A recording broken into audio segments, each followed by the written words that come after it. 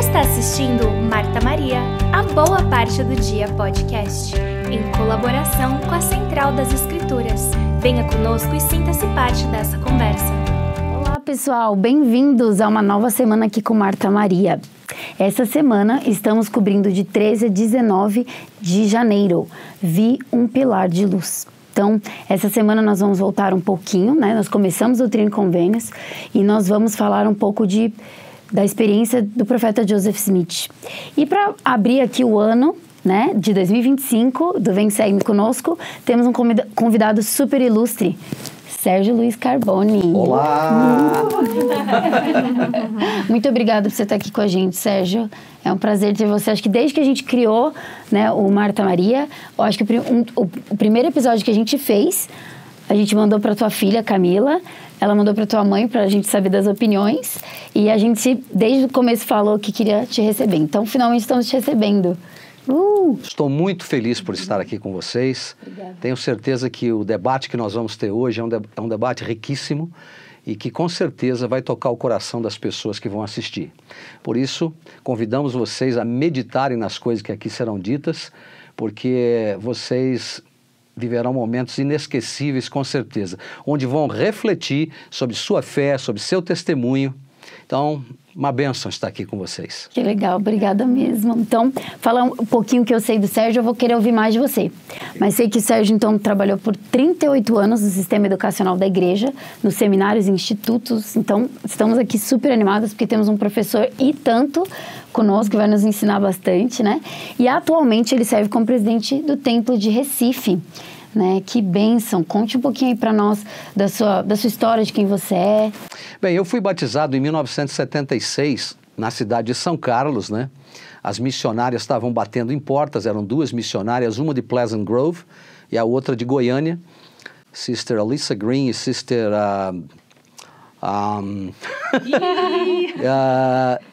mas eram duas missionárias maravilhosas, faz tanto tempo já. E eu me lembro que elas pularam a minha casa, mas eu estava na casa do vizinho. Então eu dei um jeito de... Né? E foi um tempo muito especial, porque eu ouvi a primeira palestra ali naquela casa e tinha tudo a ver com esse conteúdo de hoje. E aí então, eu me lembro de um momento que elas fizeram uma pergunta para mim e disseram o seguinte: olha, como você se sente a respeito da aparição de Deus, o Pai e seu Filho Jesus Cristo ao profeta Joseph Smith? Eu falei, eu achei muito legal, mas não ficou muito legal. Eu era um adolescente ainda, né? Sister Magalhães, viu, Sister Magalhães? Se você estiver ouvindo, perdoa aqui que eu já estou ficando velhinho, mas era a Sister Magalhães aqui, era de Goiânia. Espetacular. Bem, enfim, 4 dias depois nós fomos a uma reunião de integração. Na verdade, naquela época não se chamava reunião de integração, era a noite das palestras. E naquela noite... Foi a noite que um missionário tímido, chamado Elder Carvalho, por sinal, teu sobrenome, ele estava ali ensinando, Geraldo Carvalho era o nome dele. E eu me recordo que naquela noite, mesmo com a sua timidez, mas com um espírito vigoroso, ele ensinou a primeira visão. E ali eu obtive um testemunho muito forte do Evangelho. Naquela noite eu cheguei em casa e eu disse à minha família que eu ia me tornar um membro da igreja. Porque naquela noite, mesmo diante de um missionário tímido, mas cheio do Espírito de Deus, eu obtive um testemunho da igreja. E isso fez toda a diferença na minha vida, né? Enfrentei minha oposição toda, mas fui para a missão em 1979, retornei em 1981, o ano que eu casei. Depois disso, eu tive o privilégio também de... E a minha missão foi maravilhosa, eu quero deixar isso bem claro. Aos jovens que estão me ouvindo aqui, se vocês perderem a oportunidade de fazer uma missão em tempo integral, vocês estarão perdendo a oportunidade de ter um futuro brilhante na vida de vocês, onde vocês vão ser uma influência extremamente positiva na vida dos rapazes e moças também que desejarem ir para o campo missionário. Então foi um tempo muito precioso na minha vida. Nós nos casamos no templo em 1981, como eu falei, tivemos 5 filhos, tivemos o privilégio de servirmos como presidente de missão da Missão Brasil Salvador Sul, de 2000 até 2003. Depois disso, servi em várias posições na igreja, ainda servindo nos seminários e institutos. Em 2015 eu fui chamado para ser um 70 diária, né, servi por 5 anos e meio, e agora fomos chamados para presidir o Templo de Recife, o que está sendo um momento muito especial e muito sagrado na nossa vida. Que legal. E hoje estamos com vocês aqui, o que é um grande privilégio. E como que é feito esse chamado de presidente de templo? De repente você recebe uma ligação de uma autoridade geral que diz que gostaria de... que você está feliz fazendo seu churrasquinho ali, aquele negócio todo, animado, fazendo um passeio com a família. E aí, então, você recebe uma ligação da secretária da presidência diária dizendo que o Elder tal quer ter uma entrevista com você num determinado dia. A entrevista ocorre, ele faz um monte de perguntas para entender sobre sua vida, sua disponibilidade, sua saúde, se você tem familiares enfermos que dependem de você, e etc, etc. E depois disso, então, termina a entrevista. Ele diz, vão tocando a vida. Aí chega um belo dia, no nosso caso, aproximadamente 1 mês e meio depois, uma ligação, um e-mail da secretária do presidente Nelson, da primeira presidência, dizendo que ela vai te dar no nosso caso foram 3 datas, e que a gente escolhesse uma dessas datas, porque numa delas o presidente Nelson queria entrevistar o casal. Uau, que especial! Diretamente com o profeta. Diretamente com o profeta, né? No nosso caso foi com ele, poderia ter sido com outro membro da primeira presidência. Mas aí, então, estávamos nós lá, e aí foi um momento muito, muito especial. O profeta falando com a gente e perguntando uma série de coisas e tal, e de repente ele diz assim, bem, vocês foram chamados para ser o presidente do templo e a sua esposa, ele usou a expressão matrona, né? Na verdade, é a diretora do templo de Recife. Aí nós ficamos mais felizes ainda, porque era próximo da nossa casa, conhecíamos o povo, né? E desde então, desde o dia 1º de setembro, nós estamos servindo lá. Uma experiência riquíssima. E imagino que servir no templo todos os dias deve ser um espírito, né? É um espírito fantástico, porque você tem um grupo de pessoas ali trabalhando. Se vocês, por exemplo, entrarem nas Escrituras, vocês vão ver o momento lá em que Jacó tem a visão da escada, que vai da terra até os céus, né? E que os anjos sobem e descem por aquelas escadas. Quem são esses anjos que sobem e descem? São não só as pessoas que frequentam o templo, mas também os oficiantes do templo, que sobem e descem, servem na casa do Senhor. Então você imagina o que é estar envolvido por uma experiência que aparentemente parece simples, né? Mas na verdade não é. Ela é uma experiência que ela é individual e ao mesmo tempo coletiva. É individual porque ela atinge cada pessoa que está indo ao templo pela primeira vez, ou cada indivíduo que já faleceu e que recebe sua própria ordenança. E aí os milagres começam a acontecer, de formas mais diferentes possíveis. Então é comum você ver as pessoas saindo de ordenança chorando, outros relatando experiências sagradas, e isso tudo faz uma diferença na vida da gente que serve no templo, muito especial. Imagina, é o único lugar na Terra, parece, né, que tem esse portal aberto com essa segunda dimensão, talvez, onde o céu encontra a Terra, né? E o véu ali tá... Quase não tem véu. Não existe uma experiência única. Existem muitas experiências vividas dentro do templo. Depende do que o indivíduo que saiu da casa dele levou para o templo. Aí vai ver o que ele vai levar do templo para casa. Então depende do que ele levou lá para dentro. Então tudo isso é muito especial. E sem contar a riqueza simbólica do templo. O templo tem uma simbologia muito rica e você precisa buscar nessa simbologia o que está por trás dela, porque é um princípio do evangelho que está sendo ensinado naquele símbolo e aplicar na sua vida aquilo. O que ele significa para você particularmente.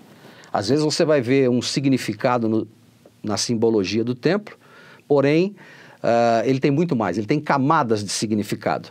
Hoje você vê uma coisa, amanhã você vai ver, além daquela, você vai ver outra. Sim. Por quê? Porque o Espírito vai abrir sua mente. E você tem que buscar o Espírito para ter essa revelação. Por isso que precisamos frequentar o templo. Pois é. É isso que eu ia perguntar. Qual seria, assim, uma sugestão ou um apelo para uma pessoa que talvez esteja tendo dificuldade? Eu não tenho tempo, eu trabalho muito, meus filhos, eu nunca consigo... O que você falaria para uma pessoa dessa? Eu tenho falado muito, nesse pouco tempo que estou no templo, para pessoas que têm esse tipo de desafio. Primeiro, lembrar o que o nosso querido presidente Nelson nos ensinou, né? Que nós precisamos estar no templo conforme nossas circunstâncias permitirem, mas que nós possamos estabelecer uma meta, que nós possamos fazer disso uma prioridade na nossa vida. Então, se você fizer uma prioridade e começar a dizer, eu vou uma vez ao templo, porque essa é a oportunidade que eu tenho, então vá aquela uma vez, desfrute daquele momento. Se você mora mais próximo de um templo, procura ir pelo menos uma vez por semana, né? E aí você vai começar a absorver esse espírito maravilhoso que o templo tem. Mas se você não colocar isso na sua vida como uma rotina, como uma meta, pré-estabelecida, sempre vai aparecer algo para te afastar do templo. Sim. Eu quero dizer para você que tem essa dificuldade que o inimigo não quer que você vá ao templo. Toda vez que você vai ao templo, você enfraquece o poder dele. Nunca deve se esquecer disso. Ir ao templo enfraquece o poder do inimigo e faz com que o poder de Deus se torne maior na sua vida. Olha, e não pense que você vai aprender numa única vez. E quando chegar no templo, lembre que aquele tempo que você está lá, que você já recebeu suas próprias ordenanças, ele não é um tempo seu. Ele é um tempo daquele para o qual você está realizando a ordenança. E sabe o que é o interessante? É que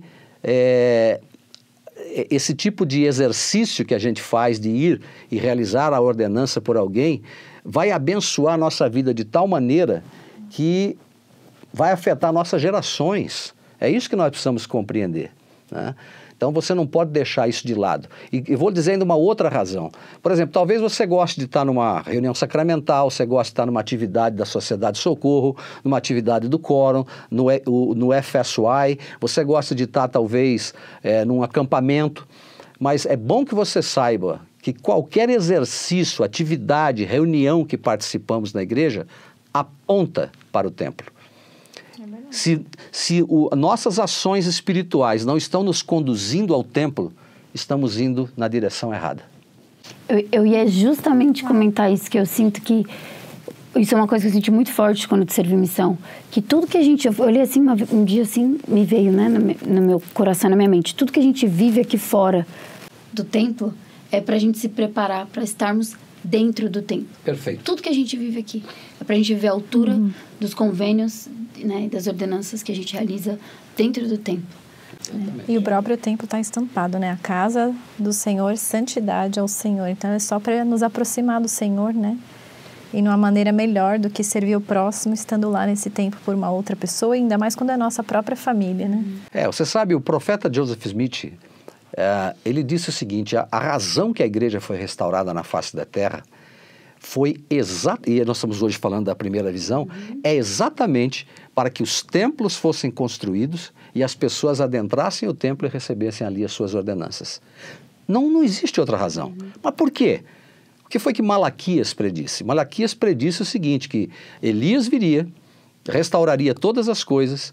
Se ele não viesse, a terra toda seria ferida com uma maldição. E que maldição é essa? É a destruição das famílias. Porque a função do templo é unir as famílias. Como Cristo, na sua expiação, torna-se um conosco e nós um com Ele, quando você vai ao templo, você une a família para o tempo e para toda a eternidade. Como o templo é 100% Jesus Cristo, 100% sua expiação, nós nos tornamos um com Ele ao ir no templo, em cada ordenança que você participa. Seja na iniciatória, seja na sessão de investidura, seja no selamento, tudo ali aponta para Cristo. Talvez a gente um outro dia possa falar mais sobre isso, mas hoje eu quero dizer para vocês que essa é a razão que essa igreja foi restaurada na face da terra. Não há outra, não. O pilar de luz está lá no templo, né? O tempo todo. Semana passada eu me reuni com um grupo de jovens que haviam chegado no templo e eu gosto de... Eles vão para fazer batismo, né? Mas a minha preocupação muitas vezes é que muitas pessoas que entram no templo não sabem por que é que eles fazem o que fazem dentro do templo. E eu pego os jovens de vez em quando para conversar. Então eles chegam lá, estão na reunião, eu pergunto assim para eles, o que é que está escrito no templo, quando a gente chega no templo? Aí um fala, é a casa do Senhor, santidade ao Senhor. Falei, tem certeza? Aí o outro, pensam bem, não, é santidade ao Senhor, a casa do Senhor. Aí eu pergunto assim, por quê? Que está escrito nessa ordem. E eles então tentam dar uma resposta a outro, chegam perto e tal, mas a razão é simples, é porque quando a gente vai ao templo, primeiro, a gente vai como convidado do Senhor. Segundo, nós temos que levar a Ele eu vou dizer assim, um presente de santidade. Nossa vida, a nossa oferta no templo, como se fazia nos templos passados, é uma oferta de santidade. Então, aí eles aprendem e tal. Agora vamos falar sobre o batismo que vocês vão realizar. Por que o batismo é feito? Qual a intenção? Então, ensinar a doutrina para os jovens é algo fantástico. Ela muda o nosso comportamento, né? Eu queria que o episódio fosse só sobre o templo. Tem várias outras perguntas aqui. Vai ficar no outro dia a gente faz. Por exemplo, quando você for estudar a sessão 109 ou 110, quem sabe se eu não estou por aqui, né? Aí a gente pode conversar. Vamos, ou a gente guarda para a próxima vez que você vier, a gente faz. Mas puxando o gancho, então, de jovens, né? E eu tenho certeza que você já encontrou, com certeza vai encontrar nesses anos, jovens maravilhosos, inspirados, que você percebe que eles têm o desejo de aprender, né? E a gente vai aqui voltar, então, e vamos falar de Joseph Smith, né? Vamos falar um pouco da primeira visão dos céus sendo abertos através dessa experiência que Joseph teve e que traz isso para a nossa vida, né? Traz o testemunho de que os céus estão abertos novamente. A gente falou disso no outro episódio, né? E a gente vai falar aqui, então, que realmente ele fala na introdução do Vem Segue-me. É possível dizer que Doutrina e Convênios é um livro de respostas a orações. Muitas das revelações sagradas nesse livro vieram em resposta a perguntas que foram feitas. A pergunta que deu início a tudo isso, a que desencadeou a manifestação de inúmeras revelações nos últimos dias, foi feita por um rapaz de 14 anos, né? Então, a gente, podemos falar um pouquinho, antes da gente entrar aqui, conversar um pouquinho sobre Joseph Smith e sobre o que estava acontecendo ali, né? A guerra de palavras, estava dizendo aqui, divergências de opiniões, né? Eu imagino que em todos esses anos que você pôde ensinar, né, as pessoas, e com certeza você aprendeu muito e vai passar aqui para nós, o que você sente, assim, Sérgio, dessa época, né, em que havia essa divergência, né, e desse rapaz que em meio a tudo aquilo, com uma pergunta simples, como que ele conseguiu, eu fico pensando, como que ele conseguiu discernir ali, falar, qual que eu vou seguir, será que estão todas certas, né, eu fico pensando, o que levou ele àquilo, né? Bom, primeiro a gente precisa estudar um pouco do cenário histórico da época, né? Aquela ocasião foi o período do início do século XIX, e particularmente o período em que Joseph Smith vivia, foi um período de grande agitação religiosa. Ele era um período de agitação religiosa por diversas razões. A primeira razão é que você tinha um grupo de igrejas, não quero mencionar o nome delas, mas havia um grupo de igrejas naquela época que buscavam recrutar pessoas como se fossem para a sua própria igreja, né? Conversos. E isso foi o que eles chamavam de reavivamento espiritual. Ou seja, nós vamos começar a fazer muitos movimentos, né? Muitos acampamentos, muitas reuniões em campos, e vamos chamar o povo, vamos convidar, as pessoas vão relatar experiências que elas tiveram com as escrituras, com o evangelho, nós vamos falar da nossa crença, da nossa doutrina e etc. E o Joseph Smith, ele participava, né, desses cultos. Ele ia aqui, ia lá, por isso que ele relata na sua história, uns diziam, eis aqui a verdade, outros diziam, não, a verdade está lá, e ele ficou realmente confuso. Os pais dele tinham sua própria religião, né? Eles acreditavam numa religião e eles estavam seguindo, mas Joseph foi também ver se essa religião era verdadeira, né? E ele acabou descobrindo que não era.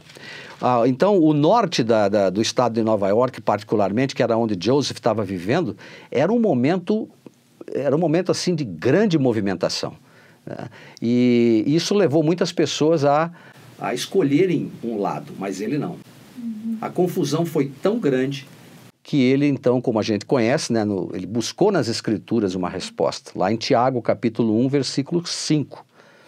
Se algum de vós tem falta de sabedoria, peça a Deus, que a todos dá liberalmente, não lança em rosto e ser-lhe-á dada. Então, quando eu penso em Joseph Smith, eu penso que maturidade ele tinha para chegar a essa posição. Que maturidade extraordinária. Por quê? O que você espera de um jovem de 14 anos? Ele com certeza não está pensando sobre religião, imagino eu. Ainda mais nos dias de hoje, né? Existem exceções, claro. Mas Joseph estava nessa situação, né? Acho que Joseph era essa exceção, né? Fere. Não, mas ter uma religião naquela época era fundamental. E ele só queria saber, Senhor, qual delas é a verdadeira? O relato que nós temos em Joseph Smith's história fala claramente que ele ficou surpreso quando o Senhor disse a ele que nenhuma daquelas igrejas era verdadeira, que seus credos eram uma abominação à vista dele, né? E, obviamente, achegavam-se a ele com os lábios, mas o coração estava longe. Então, não havia, de fato, aquele compromisso com a verdade, com o honesto de coração, como deveria haver. Daquele estava preocupado com o estado da alma dele, né? Já cedo, acho que você ouvir tantas pessoas falando, né? Vem aqui, que aqui você vai pro céu, aqui... Você começa a ficar preocupado. Você começa a ficar preocupado, começa a surgir essa dúvida, né? Interna também. Né? As perguntas da alma, né? Que teve alguém discursou recentemente na conferência, foi o Elder Rasband. É verdade. Eu estava pensando que como a mão do Senhor está sempre, né? Presente na vida dos seus eleitos, né? Daqueles que o amam. Porque ele estava numa região em que havia muita agitação. E de verdade, que bom que o assunto era esse. Que bom que a conversa era salvação, que a conversa era Jesus Cristo, né? Que bom que eles estavam falando sobre isso, né? E aí eu estava pensando, realmente, mas por que né? Eu fiquei só refletindo, por que ele não ouviu alguma coisa e falou, isso já tá bom, nada foi suficiente, olha que coisa, né? Tipo assim, é aquilo que a gente ouve na missão, e quando a gente vai para a missão a gente ensina, né? Que é como um espelho que caiu e se quebrou em vários pedaços, né? A gente fala que essa era a época... A apostasia. A apostasia, né? E cada né, religião tinha um pedacinho daquilo. E eu acho que ele entendia ali, ele era muito observador, eu fico imaginando. Por que eu estou fazendo essa reflexão? Porque...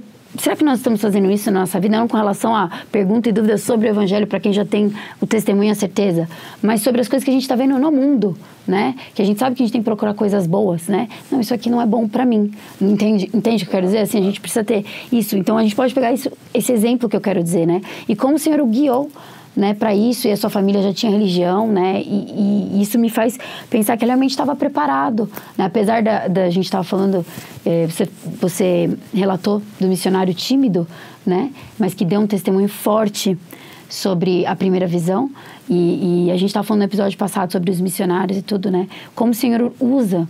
Não, eu acho legal a gente também lembrar, voltando um pouquinho mais da história, por que os Estados Unidos virou os Estados Unidos?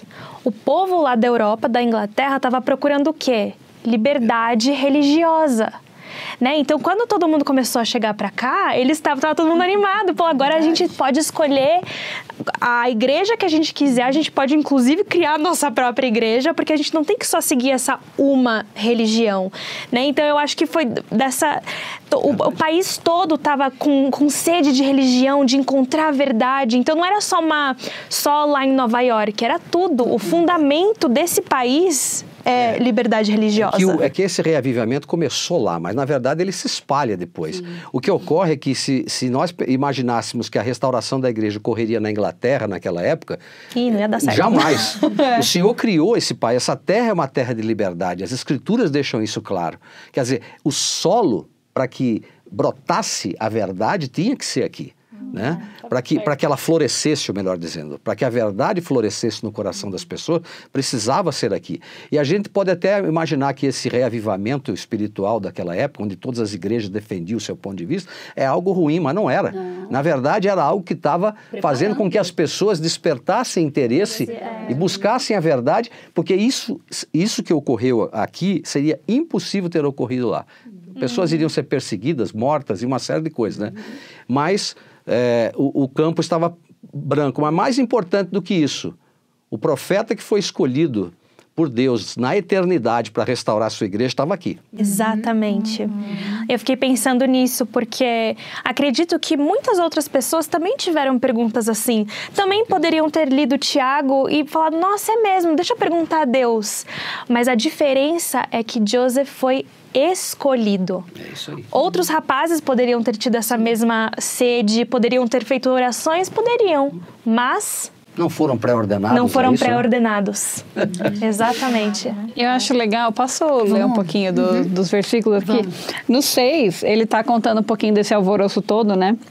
E ele fala, pois apesar do grande amor que os conversos dessas diferentes crenças expressavam na época de sua conversão e do grande zelo demonstrado pelos respectivos cleros, daí ele fala um pouquinho mais sobre isso, aí no fim ele fala, verificou-se que os supostos bons sentimentos, tanto dos sacerdotes como os dos conversos, eram mais pretensos que reais, pois criou-se um ambiente de grande confusão e animosidade. Então, se alguém se afastava daquilo, sacerdote combatia com sacerdote, converso com converso, de modo que todos os bons sentimentos mútuos, se é que já haviam existido, perderam-se inteiramente numa luta de palavras e choque de opiniões.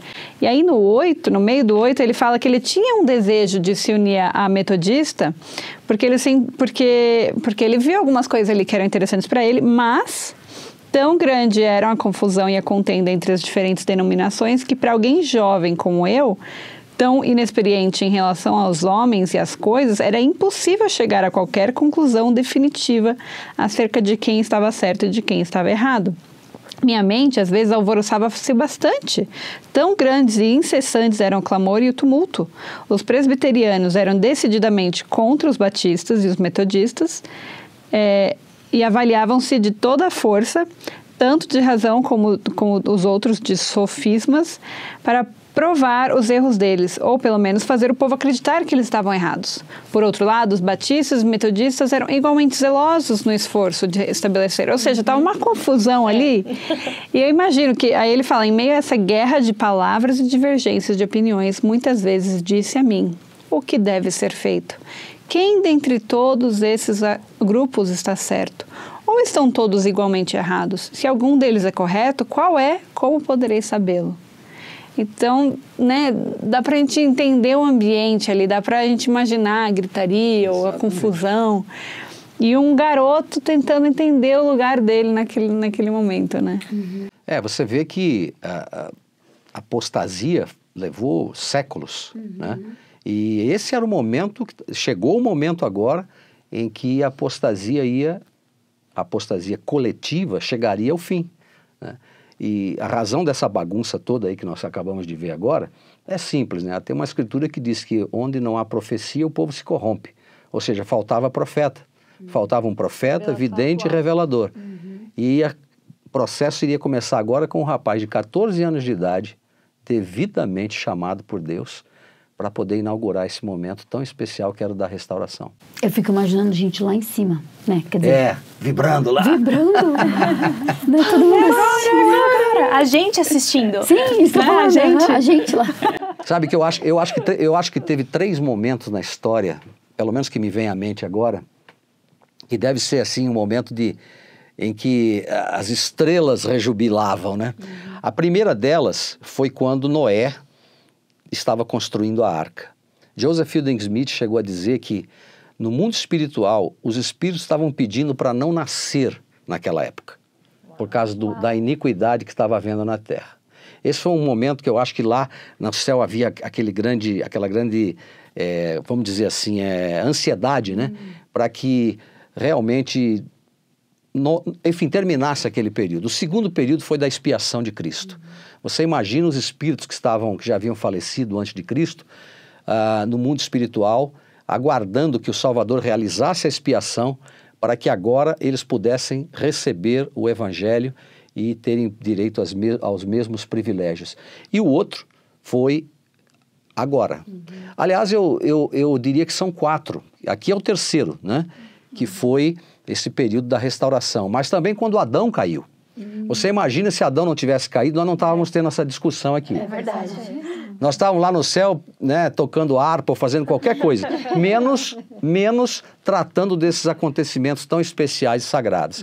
Então, a restauração, ela é um marco de tudo aquilo que nós estamos estudando hoje, né? E me faz pensar o quanto a gente tem que guiar os jovens, né? O quanto a gente precisa, o quanto eles são especiais, porque por que ele escolheu um jovem de 14 anos e não um homem de 35?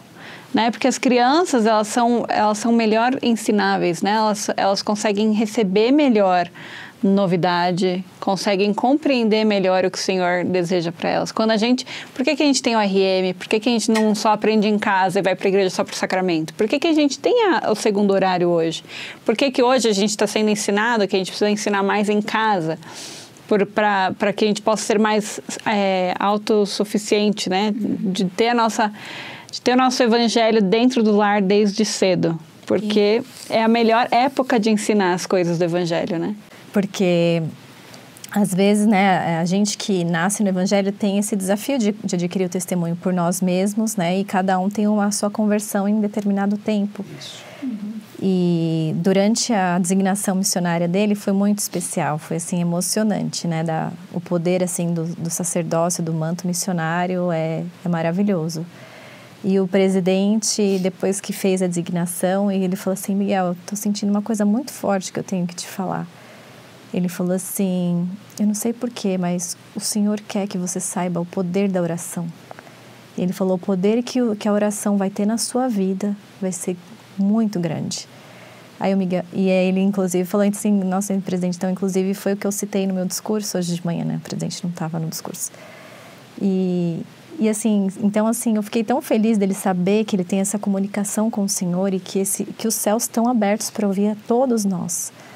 Né? Aquele que, quando ele falou, né, que penetrou muito a alma dele, né? A escritura aqui. Com tal força, né? Em cada fibra do meu coração. Já imaginou, né? E quantos de nós fazemos essa oração significativa, assim, para o Senhor, né? Que às vezes quem está assistindo a gente pode estar passando por um período difícil na vida, ou construindo um testemunho, ou desapontado com uma morte, ou com um divórcio, enfim. Eu tenho uma coisa que eu queria falar, porque eu acho que muitas pessoas enfrentam o que eu enfrentei há muitos anos atrás. Eu tinha mais ou menos 1 ano de igreja. E uma vez lendo um artigo nas Escrituras, uma dúvida foi levantada na minha mente a respeito do livro de Mórmon. E eu quero que vocês saibam que, ao invés de ficar choramingando, ao invés de ficar criticando, fazendo qualquer outra coisa, eu fiz exatamente o que o Moroni 10 ensina a fazer, né? Que é perguntar a Deus com real intenção. E eu me recordo que naquela noite eu cheguei em casa muito preocupado.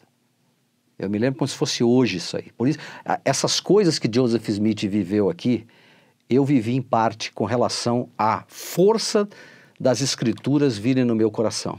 Eu me lembro claramente, eu me ajoelhei no meu quarto, só estava eu lá, e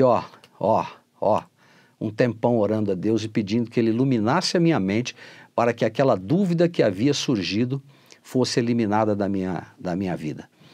E num determinado momento, eu tive uma sensação como se eu estivesse sendo elevado do chão e uma paz, mas uma paz tão extraordinária invadiu o meu ser. E na hora que isso estava acontecendo, a minha mente fez assim, e eu vi as coisas como realmente elas eram. Eu passei a entender que, de alguma maneira, o inimigo tentou lançar uma dúvida na minha mente, mas não conseguiu. E aí, naquele momento, é como se o Senhor estivesse me dizendo assim, tá vendo? Essa é a maneira que você deveria ter enxergado, mas não enxergou. E aí eu saí dali uma outra pessoa.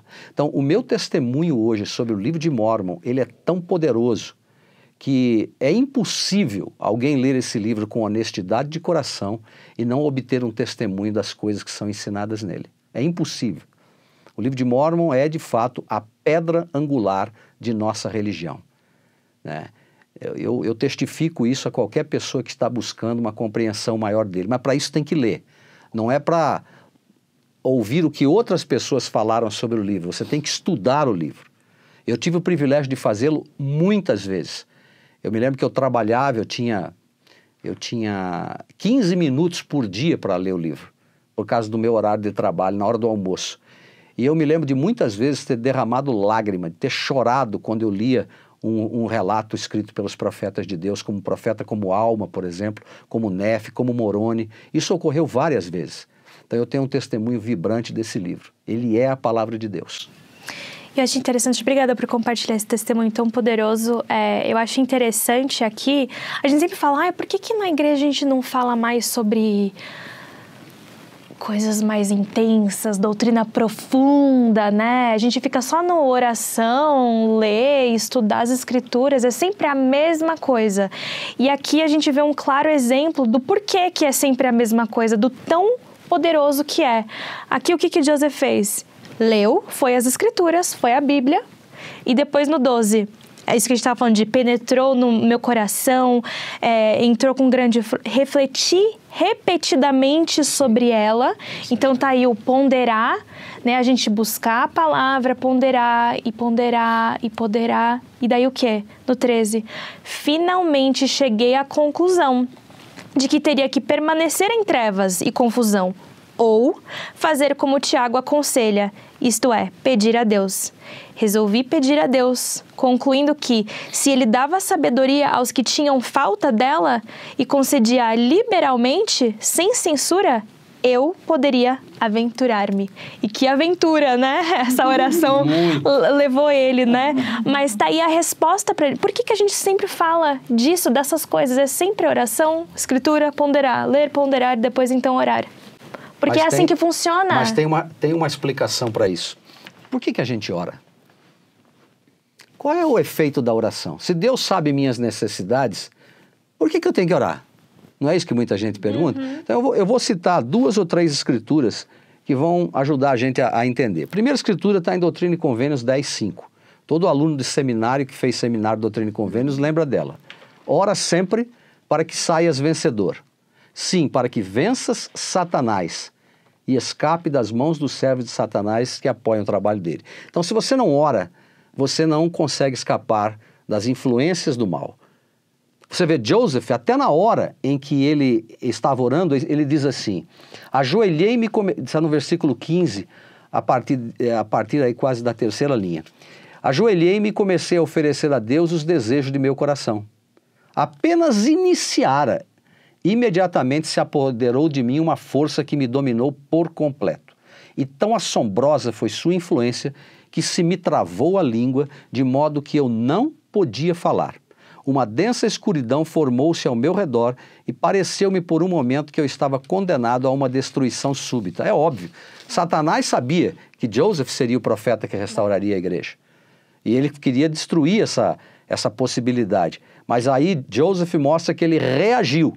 Ele usou todas as forças dele e ele clamou a Deus para que o Senhor o livrasse do poder. E o resto a gente já sabe, né? Ele foi liberto daquilo e foi quando a visão, então, se manifestou a ele.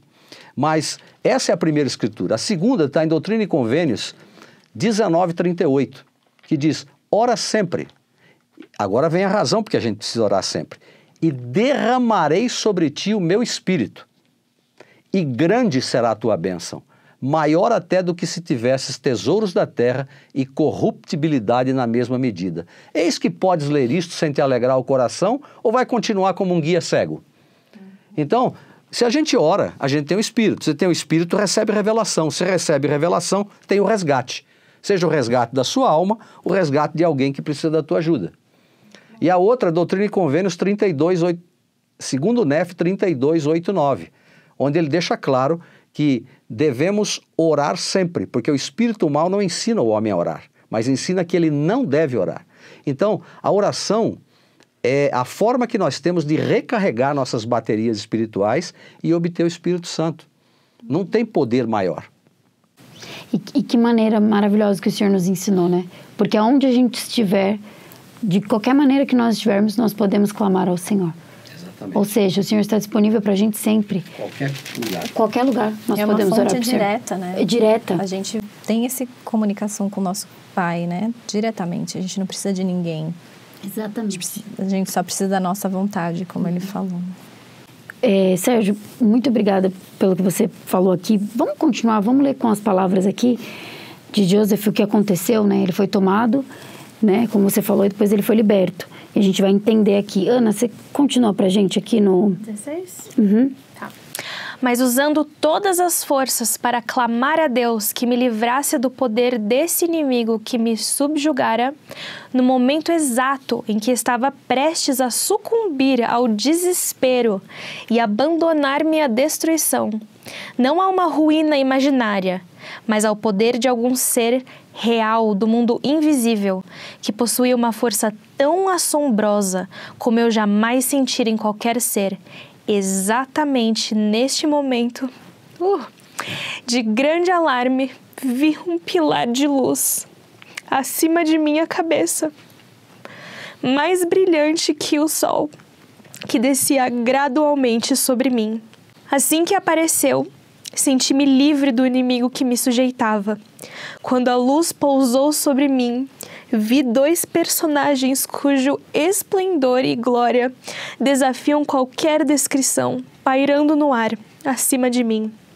Um deles falou-me, chamando-me pelo nome, e disse, apontando para o outro, este é meu filho amado, ouve-o.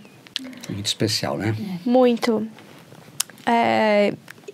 A parte que acho que me emocionou também, assim, ele descreve, né, a escuridão, a destruição tão grande, e no exato momento em que ele estava quase desistindo, ele estava quase tipo, tá bom, me toma essa escuridão. Ele estava a ponto de desistir. Um pilar de luz apareceu. E isso me faz pensar em muitos momentos na nossa vida, que a gente está em imensa escuridão e que a gente quer desistir. Seja o que for, né? A gente quer desistir porque tá muito difícil, tá muito escuro, a gente não consegue ver a luz no fim do túnel. Mas se a gente se agarrar às promessas do Pai Celestial, às escrituras, né? Que a gente leu, as promessas que Ele dá diretamente para nós, ou através de profetas, ou através do livro de Mórmon, a gente vai ver um pilar de luz e a gente vai ser resgatado dessa escuridão. E a gente vai receber revelação pessoal. Isso aí. Né? Perfeito, perfeito. E o inimigo, ele sabe que a gente, quando a gente está sendo tentado, a gente está vulnerável, que o Senhor vai nos abençoar e a gente vai crescer, a gente pode fazer obras grandiosas e maravilhosas. E Ele sempre tenta brincar, né? Sim. Ele sempre tenta tentar, seja com os nossos filhos, alguém na nossa família. Ele... Eu tinha comentado um pouquinho com vocês sobre isso no começo, né? Mas quando eu era missionário, eu estava ensinando o evangelho num bairro lá de João Pessoa, e de repente começamos a ensinar, o meu companheiro estava ensinando a primeira visão, e aí um cidadão na casa vizinha liga o som num volume altíssimo e começa aquela música, sabe, degradante e palavrão saía às vezes, né? E aquilo começou a me incomodar profundamente, porque a gente não conseguia ensinar. E eu, enquanto meu companheiro tentava ensinar, eu baixei minha cabeça e comecei a orar ao Senhor. E pedi a Ele que Ele resolvesse aquele problema. Porque o que nós estávamos ensinando era o evangelho dele, e o inimigo não estava querendo. Quando eu disse, em nome de Jesus Cristo, amém, explodiu o transformador da rua, aqueles transformadores que tinham em torno de 11 mil volts aproximadamente, ele explodiu, né, provavelmente lá o disjuntor dele, e parou tudo. O silêncio pairou no ar e nós continuamos a nossa palestra. Essa família foi batizada na igreja e eram o pai, a mãe, mais os 5 filhos. E foi um momento muito especial. Para mim, aquilo foi um testemunho de que Deus, de fato, está sempre no comando. E que toda vez que nós tentamos ensinar a primeira visão, o inimigo não quer que a gente ensine. Então, vocês que estão ouvindo hoje aqui, precisam saber que de tudo que nós estudamos dentro do Evangelho, a primeira visão, ela é um alicerce poderoso para nós permanecermos firmes no Evangelho. Estudar seriamente a doutrina contida na primeira visão, e você vê para Joseph Smith, muita coisa do que ocorreu na primeira visão foi uma surpresa. Primeiro ele descobriu que o pai e o filho tinham um corpo de carne e ossos, diferentemente do que as seitas de sua época acreditavam. Ele descobriu que eles eram seres distintos e separados, né? Não era 3 em 1. E ele aprendeu, entre outras palavras, que o pai e o filho são muito parecidos e que o poder que deles emana é um poder muito especial e que eles têm o maior interesse na salvação humana. Então, que momento maravilhoso foi para o profeta Joseph. Estudar a doutrina da primeira visão, e não é só isso que eu falei, tem muito mais coisa, vai fortalecer o seu testemunho também da igreja. E a gente vê isso, eu acho, também em outros momentos importantes, né? Tanto na história do mundo ou nas nossas vidas individuais. Fico pensando no teu filho, né, que está indo para a missão agora. Sempre no momento que ele já está, né? Agora ele já está no campo, né? Mas são sempre nesses momentos, antes da gente fazer uma coisa muito especial, que o inimigo, ele sabe e ele tenta. E todo mundo vai ter esse momento dessa escuridão. Quantas histórias a gente já ouviu de missionários que não missionários, mas 2 semanas antes de se tornarem missionários, caíram numa tentação e não puderam ir para o campo missionário. Né? Então, a gente tem que estar ciente e lembrar disso, que o inimigo, ele é real e ele sabe, ele está aqui. E ele está nesse mundo, ele conhece, ele viu a gente crescendo. Ele sabe das fraquezas da Ana. Ele sabe se ele cochichar isso aqui no meu ouvido, isso vai ser muito ruim para mim e eu vou ficar triste e eu posso ficar deprimida. Ele sabe exatamente o que falar para conseguir me deixar para baixo. Né? Para te desanimar. Para me desanimar. Porque é isso que ele consegue fazer, né? Exatamente. Quer dizer, se nós o permitirmos. Se nós o permitirmos. Né? E como a gente aprende em Gênesis, né? Nós temos o poder para esmagar sua cabeça, não é isso? Exatamente. Né? Então, ele tem poder para machucar o nosso calcanhar, mas nós temos o poder para esmagar sua cabeça, né? Lembrando que esse poder de esmagar a cabeça da serpente, que representa Satanás, é o poder do sacrifício expiatório de Jesus Cristo.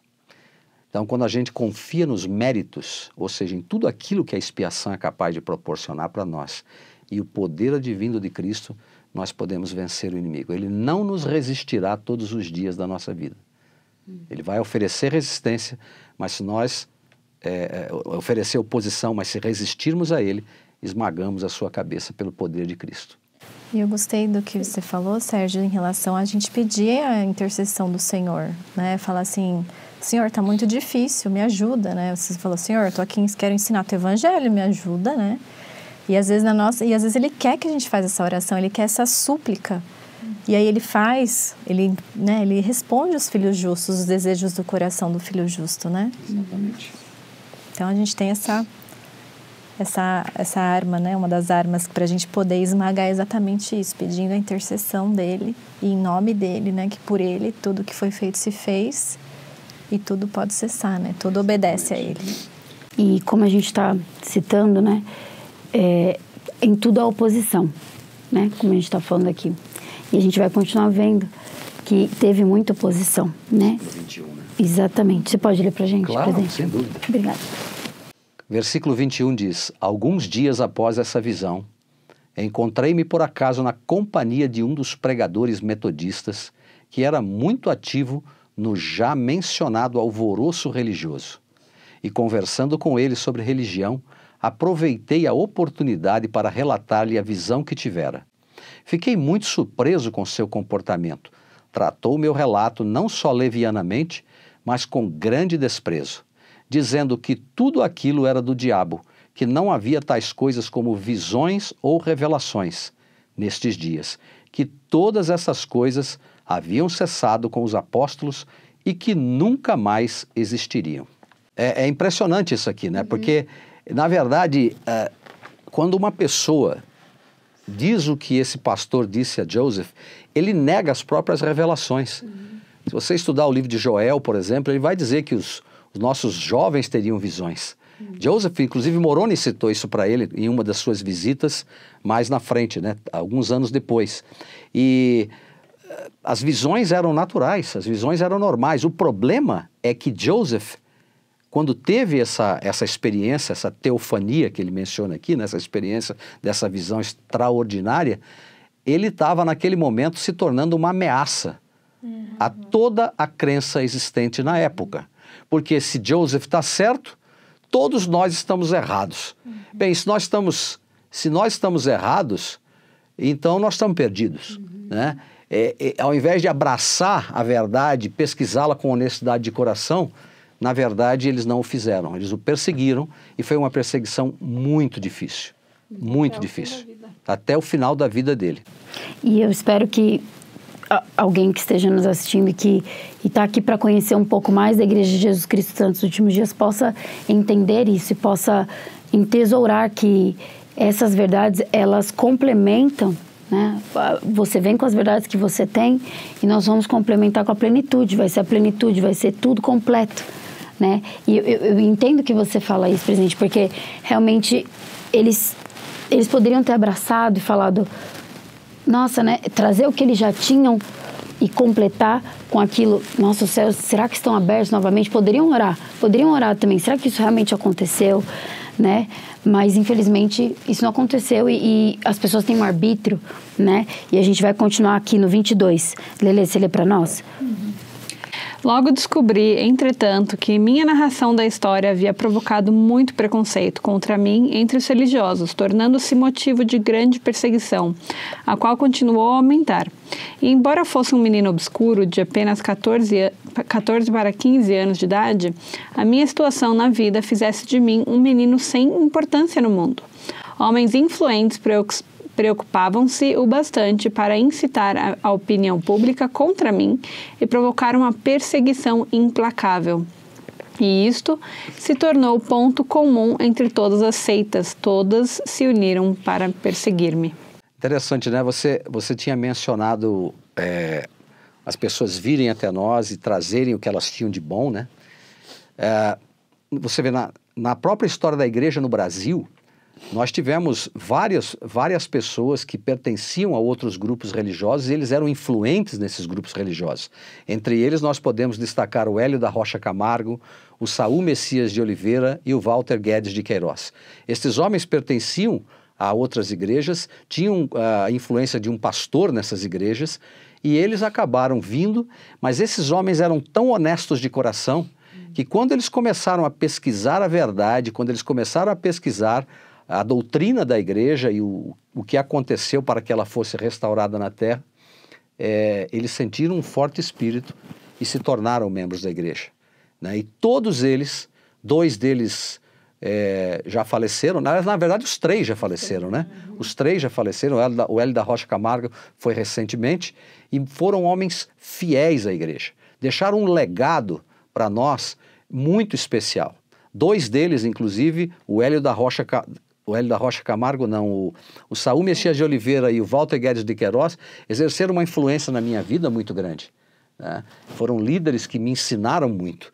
Então eu sou muito grato por saber que existem homens e mulheres no mundo honestos de coração e que ainda vão encontrar a igreja, e o dia que encontrar, se vocês buscarem de todo o coração, saberão que a verdade está na igreja de Jesus Cristo dos Santos dos Últimos Dias em sua plenitude, não apenas parcialmente. Por isso, venham até nós, tragam o que vocês têm e juntos nós vamos ajudar a edificar o reino de Deus na terra. Gosto muito desses próximos versículos, me faz lembrar, aqui em Salt Lake, lá na Praça do Templo, tem o Museu da História da Igreja. E daí tem uma salinha lá onde você pode assistir a primeira visão. Só que ela é diferente, porque ela não é só uma televisão ou só uma tela.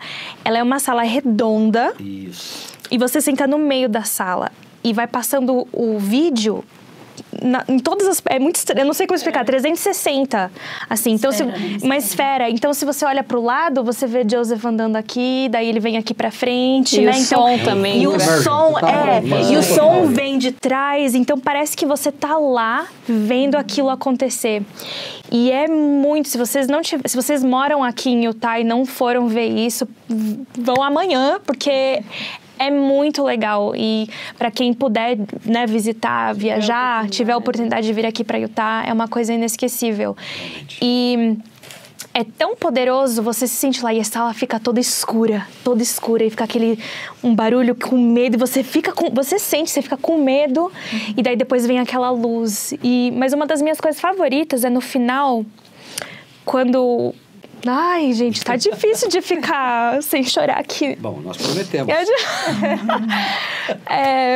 No final, a câmera, ela sobe. E daí você sai daquela visão da floresta e você começa a subir. E você vê o bosque sagrado de cima. Você vê a casinha dele ali. Você vê tudo por uma visão meio de avião, como se você estivesse lá no alto.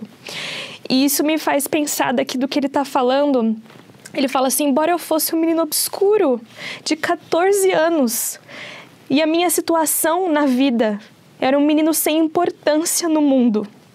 E no 23 ele fala, ele continua refletindo, né? Eu, a 14 anos de idade, que estava também condenado à necessidade de obter um sustento escasso com o meu trabalho diário, né? Ele era um ninguém no meio do nada. Eu acho que no Brasil talvez a gente tenha essa visão de Nova York, a gente imagina a cidade de Nova York, né? A cidade de maior importância. Se vocês forem para lá, onde a cidadezinha Palmyra é um nada, é tipo o sertão dos Estados Unidos. Ele era um ninguém. É isso aí. Um ninguém. E é tão lindo. Que foi muito alguém. Que foi muito alguém.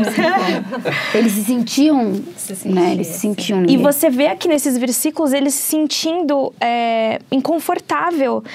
Ele não nem entendeu. Aconteceu, foi isso. Eu sei que é estranho. Né? Ele fala no final do 23. Mas estranho ou não, assim aconteceu. 25. Né? E ele fala, gente, não importa o que todas essas pessoas estão falando. E vocês imaginam, um menino de 14 anos com todos os líderes religiosos atacando você.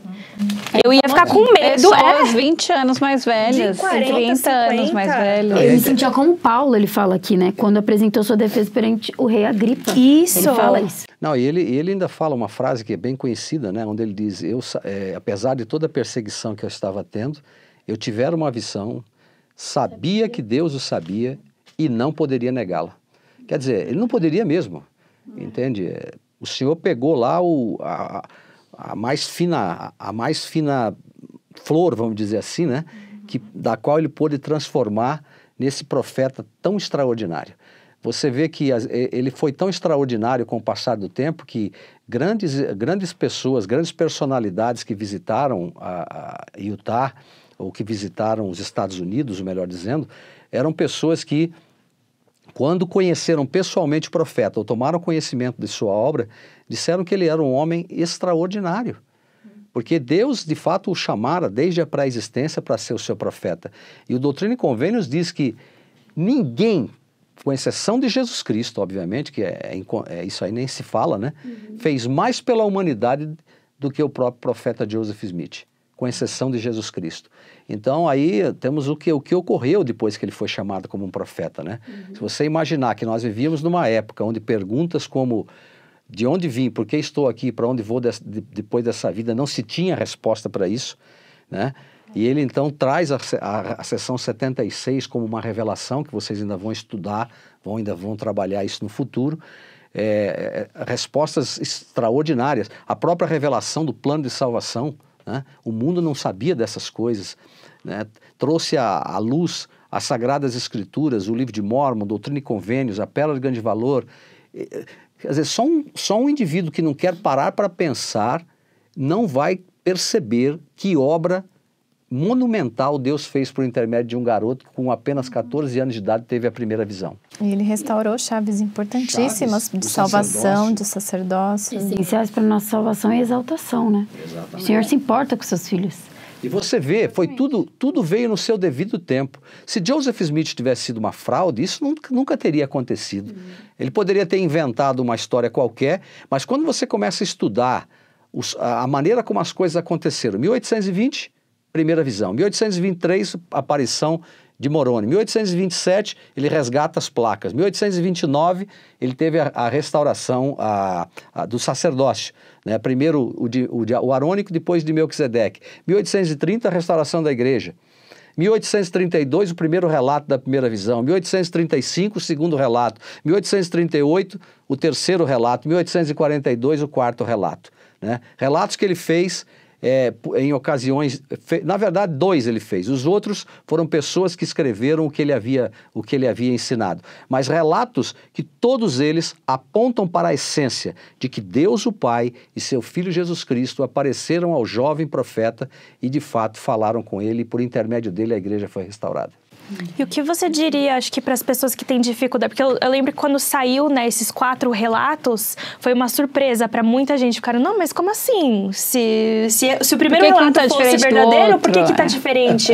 O que você diria para as pessoas que têm essa dificuldade de... Joseph Smith teve a primeira visão em 1820. O primeiro relato escrito por ele foi em 1832. Você imagina, foram 12 anos, tá? Imagine que você está descrevendo uma floresta. Né?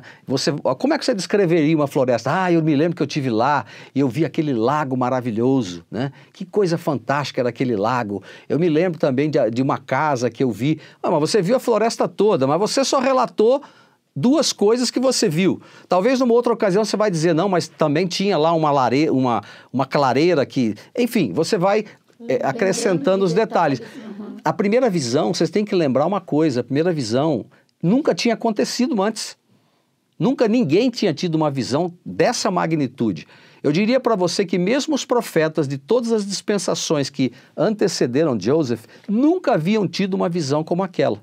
Então, a primeira visão que é essa que nós temos hoje relatada na Joseph Smith História foi a de 1838.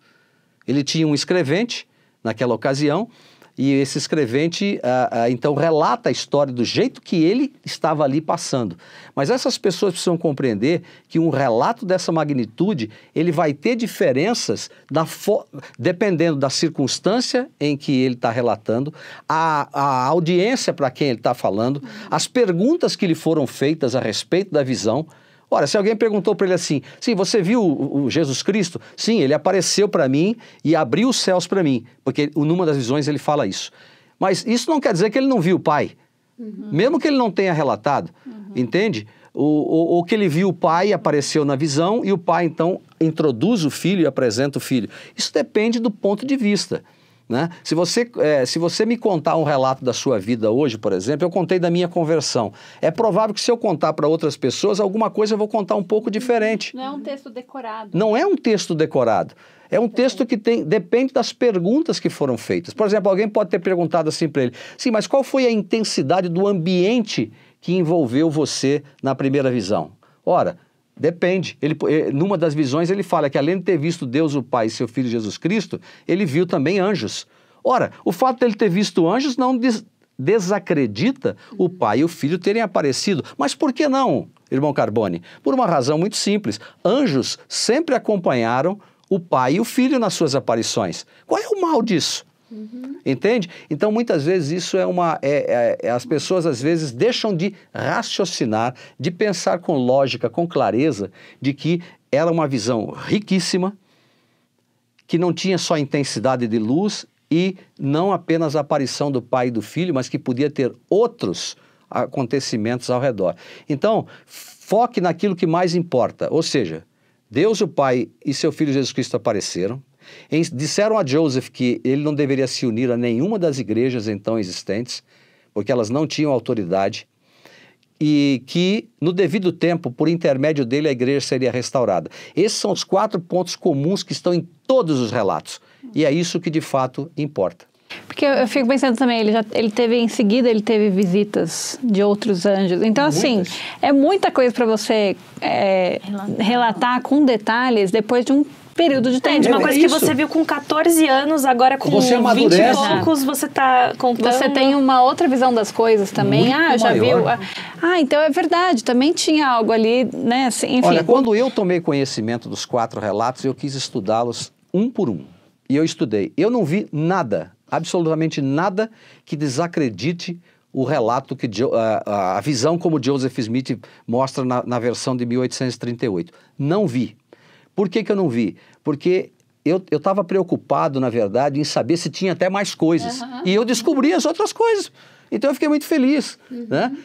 Você vê, olha, o próprio profeta fez uma vez uma declaração que se os céus fossem abertos para nós, nós pudéssemos contemplar o céu por apenas 5 minutos, nós aprenderíamos mais em 5 minutos do que na leitura de todos os livros que já se escreveu a respeito do Salvador, né? Ora, gente, nós não podemos limitar o poder de Deus, entende? A igreja é verdadeira. Deixa eu contar um relato para vocês que eu acho que valeria a pena para enriquecer para quem está ouvindo. Alguns anos atrás, e quando eu falo alguns anos atrás, foi nos anos 90. Eu era um professor do instituto de uma classe muito grande. Quando cheguei na capela, estava tendo um super sábado na mesma capela, né?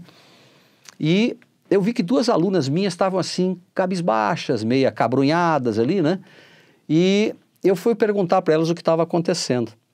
E elas disseram, nós estamos muito tristes, irmão Carbone, porque a minha mãe tá duvidando das coisas da igreja. E eu falei assim, mas por quê? Aí ela contou a história. Tinha uma das filhas dela que não era membro da igreja e que namorava um indivíduo da igreja de uma outra organização religiosa. E esse rapaz enfiou tanta bobagem na cabeça dela que ela ficou em dúvida, a mãe. Eu falei, você quer que eu vá lá hoje depois da aula? Seria muito bom. Eu fui. Sentei com ela, me lembro, nós sentamos na cozinha e eu estava com a minha tríplice e aí começamos a conversar. E eu disse, qual é a sua dúvida? Eles falaram isso. Aí eu peguei e abri a escritura. A irmã poderia ler para mim a escritura? Ela lia. Eu diria, é isso aí que nós ensinamos? É o que eles ensinaram para você que nós ensinamos? Ela disse, não, aqui está dizendo que é diferente. Vamos para o outro ponto. Aí íamos para o outro ponto. E outro ponto. E outro ponto. Aí eu falei, sabe qual é o problema, irmã? A senhora precisa obter um testemunho de que Joseph Smith é um profeta de Deus. E de que o livro de Mórmon é a palavra de Deus, assim como a Bíblia é a palavra de Deus. Na hora que você obter um testemunho, ou vier a obter um testemunho de que Joseph Smith é o profeta que foi chamado por Deus para restaurar a sua igreja nessa terra, tudo o que a senhora ouvir que é contra a restauração, a senhora não vai acreditar. Bom, aquilo resolveu o problema, felizmente resolveu. Mas aí, quando eu estava saindo da casa, um determinado irmão, essa pessoa que namorava, né, a filha dela, disse que queria um dia conversar comigo. Falei, pois não, podemos marcar para a semana que vem. Não, porque lá tem uma pessoa lá que tem uma função parecida com a sua e que quer conversar a respeito da igreja. Eu falei, não tem problema, a semana que vem a aula acabava às 19h, eu falei, 19h30 a gente se encontra lá. Aí ele foi. Só que ele levou mais ou menos 17 pessoas com ele. Nossa. Aí eu peguei meus alunos, coloquei numa posição aqui, coloquei as pessoas da igreja adventista do outro lado, pessoas excelentes, diga-se de passagem. Ele veio defender a ideia de que Cristo não havia sido o primeiro a ressuscitar. Tá. E então eu disse para ele, bom, agora ele está perdido, porque eu citei, bom, e como fica a escritura que diz que Cristo é as primícias dos que dormem? Aí o pastor, que ele não deixava o pastor falar, ou esse cidadão. E aí o pastor falou assim para ele, quero ver tu responder essa agora. Aí o debate acabou ali. Prestei meu testemunho sobre a veracidade da igreja, prestei meu testemunho sobre a primeira visão, convidei as pessoas que estavam lá a virem conhecer a igreja para saber como as coisas realmente eram. Então, por que eu estou contando essa história para vocês? Porque muitas pessoas, ao invés de tomarem a água na fonte, elas ficam lendo o que outros escreveram a respeito da igreja. Ao invés de virem até nós, sabe, e descobrirem as coisas como realmente são, a verdade como ela realmente é. Joseph enfrentou esse problema e acabou morrendo, inclusive, no futuro, por causa desse tipo de perseguição. Mas a verdade, conforme foi restaurada, continua e continuará para sempre. E a obra vai avante. Vai avante, a igreja crescendo a uma velocidade impressionante. Para vocês terem uma ideia, para quem não sabe, a igreja na África está crescendo a uma velocidade tão grande, mais do que em qualquer outro lugar do mundo. Enquanto o Brasil teve um crescimento de 29,7%, por exemplo, a África teve mais de 147% de crescimento. Tanto é que casais maduros, né? Casais seniors, né? Estão indo para lá para poder treinar aquele povo em liderança. Algo que aconteceu com o Brasil no início dos anos 80. Eles têm agora lá na África o primeiro campus físico da BYU Pathway. Olha, isso por causa do crescimento. Tem tanto membro da igreja lá que... Mas eu acho que também por isso que a gente coloca, acho que tanta ênfase em Joseph Smith. Porque se a gente... As hóstias, né? O inimigo, se eles conseguem fazer com que a gente desacredite... Tudo cai. Nada é verdadeiro. Então, ele não traduziu o livro de Mormon, então a igreja não é verdadeira. Então, se não é verdadeiro, pronto, acabou a nossa religião. Por isso que a gente fala, tenham um testemunho. Vocês precisam saber sobre Joseph Smith. Por si só. Porque se ele realmente viu Deus o Pai, ele é o profeta. O livro de Mormon é verdadeiro. Essa igreja é verdadeira. Ponto, acabou. Mas saber sobre a veracidade do livro de Mormon também afirma o Joseph Smith. É profeta. É isso aí. E é importante lembrar que Joseph não restaurou sozinho, ele sempre teve ajudas celestiais. Teve pessoas também que estavam nessa mesma busca, engajados no trabalho. E então, assim, quer conhecer, né? Leia o livro, né? Hoje tem coisas, recursos e tem coisas do mundo também, como vocês falaram, falando contra, né? E a igreja, eu gosto muito da posição da igreja, quando surgiu aquele negócio da Broadway, do livro de Mormon, né? Sim. Porque a igreja falou assim, tá, agora vocês assistiram a peça. Vocês assistiram a peça, então agora leiam o livro. E é isso que a gente também tem que fazer sobre essa primeira visão, né? E ler o livro, e como você falou, né? Você passou por uma experiência de uma perseguição ali, de certa forma. E às vezes a gente vai precisar passar por esse tipo de debate, de conversa. E eu sempre lembro, não sei se vocês concordam, né? Mas quando começa nesse espírito de contenda, o que a gente tem que fazer realmente é prestar o testemunho e convidá-los, né, a vir e a somar, né? Vir e ver. E permanecer. E eu fico pensando também que com 14 anos ele tinha a oportunidade de simplesmente falar, olha, aqui não deu, vou para outra cidade, então, e começar do zero. Ou então, então tá bom, então, se fosse mentira, né, então eu não vou mais falar mais nada, que eu tô sendo muito perseguido, porque eu não vou conseguir suster para minha família, que eu não vou conseguir um emprego, então deixa eu esquecer tudo disso e aí vamos seguir em frente. Mas não, ele defendeu até a morte. E uma das coisas que ele fala que Joseph, ele via o sofrimento como uma forma de se tornar um pouco mais semelhante de Jesus Cristo, né? Então, em uma ocasião, ele falou, não se admirem, então, se forem perseguidos, mas lembrem-se das palavras do Salvador. O servo não é maior do que seu Senhor. Se me perseguiram, perseguirão vocês também. E que todas as aflições pelas quais os santos têm de passar são o cumprimento das palavras dos profetas que falaram desde o início do mundo. Está desde lá de trás, ele sabia que poderia vir a acontecer muito mais e que realmente aconteceu, mas ele estava pronto porque ele sabia que ele tinha visto Deus e Jesus Cristo. Então, ninguém mais podia negar esse testemunho que ele tinha. Assim como nós podemos sempre nos apoiar nos nossos testemunhos e continuar a aumentar esse testemunho. É importante a gente não perder esse testemunho. Eu já conheço muitas pessoas que se afastaram depois de fazerem missão, depois de subirem no púlpito e falar que essa igreja é verdadeira. Por quê? Porque a gente não pode parar de ler o livro de Mormon, a gente não pode parar de ler Doutrina e Convênios, a gente não pode parar de buscar o nosso próprio testemunho. Com certeza, acho que hoje aqui a gente aprendeu muitas coisas e especialmente de que os céus realmente estão abertos, né? Que Joseph Smith é o profeta da restauração e que através disso nós temos todos os recursos que nós precisamos, né? Nós podemos chegar a Cristo, tudo aponta para Cristo, para a gente poder ter as nossas respostas, né? Sérgio, muito obrigado pela sua presença aqui. Foi um banquete espiritual para nós, né? Eu agradeço muito a essa oportunidade. Eu acho que esse projeto que vocês estão fazendo é muito importante para que outras pessoas possam ser edificadas. Sempre que eu vejo um vídeo, eu gosto muito que ele possa, de fato, edificar as pessoas, né?